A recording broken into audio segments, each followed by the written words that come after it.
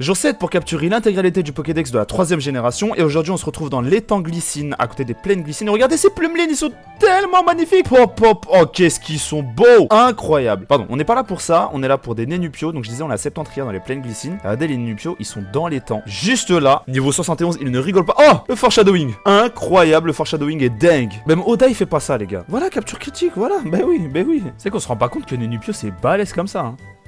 Qu'est-ce qu'il fait?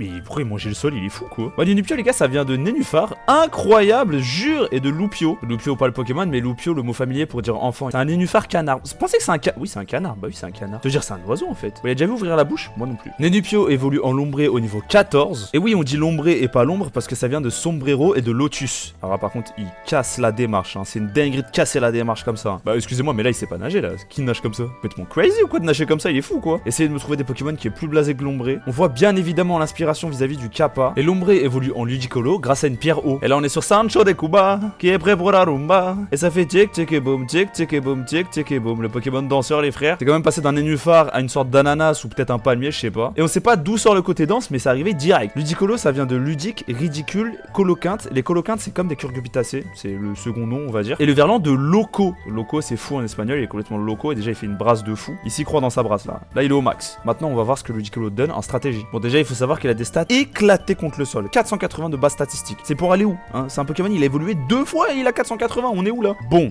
il a le talent glissade. Donc 70 en vitesse, c'est pas mal. En plus de ça, il a un double type qui est vraiment pas dingue. Plante eau, c'est pas ouf. Après, ça va, ça se complète assez bien. Double résistance eau, résistance sol, neutralité feu, plante et glace. Les seules faiblesses qui restent gênantes, c'est vol et insectes. Mais en soi, avec des stats comme ça, tu peux aller nulle part. Hein. Même s'il double sa vitesse sous la pluie, il tape pas assez fort. Ou du moins, il y a des Pokémon qui font ça bien mieux que lui. Je pense notamment à Hipporoi. Il met des coups de boule alors qu'il a pas de fond. Il est complètement crazy. Aujourd'hui, je vous lis la description de Lombré dans Pokémon Ruby. Lombré est nocturne. Il commence ses activités malicieuses et sournoises au crépuscule. Lorsque ce Pokémon repère des pêcheurs, il s'approche de leur ligne, tire dessus et se moque de leur regard perplexe. En fait, c'est un petit plaisantin.